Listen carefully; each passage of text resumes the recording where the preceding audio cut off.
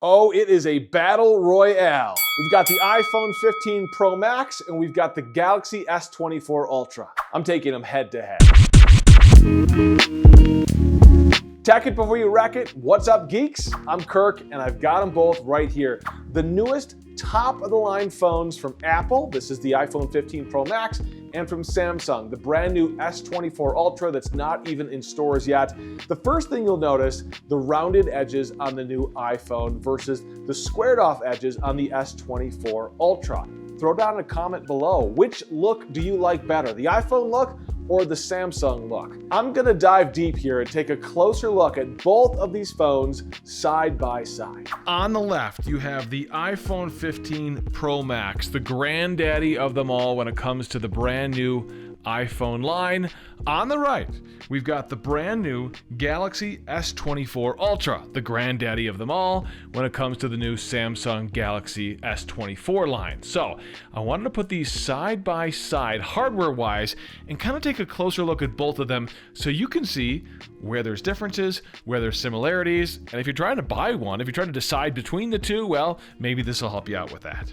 So we'll start with the screens themselves. You can read the specs for yourself, but I'm going to show you the screens right next to each other. In terms of the bezel size, the biggest difference here is the roundness, right, of the iPhone 15. You see the rounded edges. The bezels are about the same. Maybe Samsung wins a little bit here with a slightly slimmer bezel size, but I do like the roundness of the edges on the iPhone. That's the iPhone look at this point. You also notice the iPhone has the island there with not only the selfie camera, but some sensors, whereas Samsung goes for the simple pinhole camera there on the top.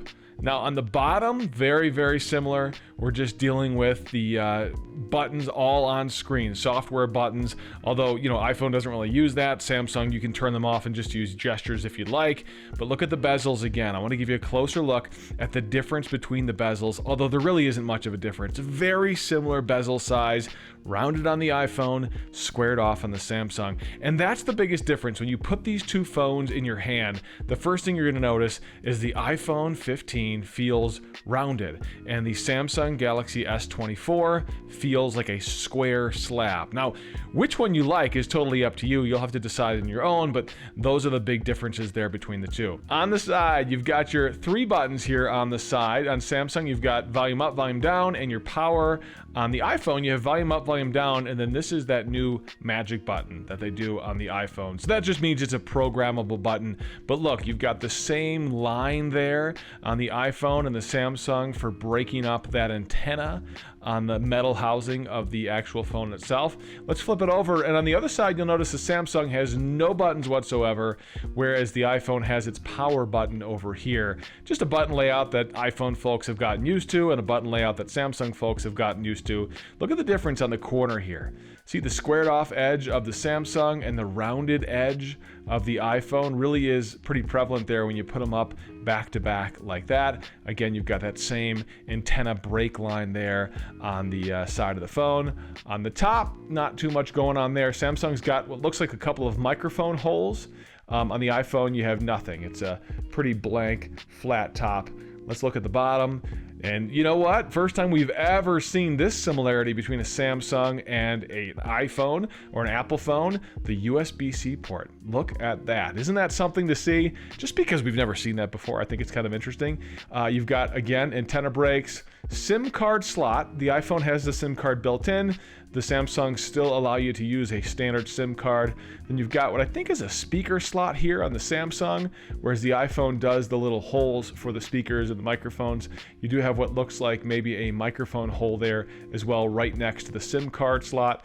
And then the Samsung, of course, has the S Pen that comes out. You're definitely not going to find this on Apple. Of course, Apple has their Pencil for their tablets, but you're not going to find a pen built into the iPhone. That's a Samsung thing that they do here in the Ultra. If you don't want the pen built in, of course, you can get one of the other models that doesn't come with the pen. In terms of thickness, the iPhone 15 Pro Max and the S24 Ultra, I would say, and I'm not sure if it's just because it's squared off, but the Samsung feels slightly thicker than the iPhone here. Although when you look at it visually, they look very, very similar in terms of thickness. Now let's get to the back.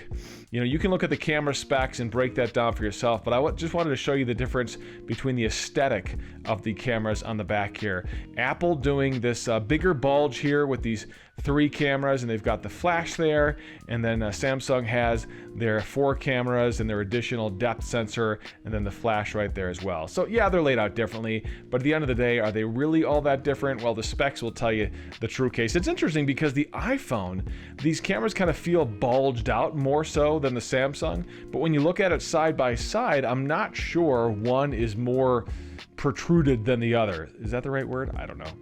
You guys know what I mean there. But you can see side by side what that looks like with the camera bulges coming out of the back. Very similar makeup on the back, although this is probably the biggest differentiating point is the cameras in the back, that and the actual shape of the phone itself. In terms of size, you can see the Samsung is slightly bigger. Again, I feel like the squared off edges maybe make it feel bigger than it actually is, but I do think it is slightly larger than the iPhone here. And in terms of the actual screen itself, the Samsung screen may be a touch larger or maybe just squared off. You can see the always on screens. They both have that feature now. And that's what I wanted to give you. Just a quick breakdown, a side by side of how the hardware of the Samsung S24 Ultra compares to the iPhone 15 Pro Max. Throw a comment below. Which one do you like better? Do you like the rounded look of the iPhone, or do you like the squared off look of the Samsung? I'd love to know what you guys think. Subscribe to this channel. We've got a lot more cool videos coming, hands-on box openings, reviews, all kinds of cool stuff. Stay geeky. Check it before you wreck it. I'm Kirk.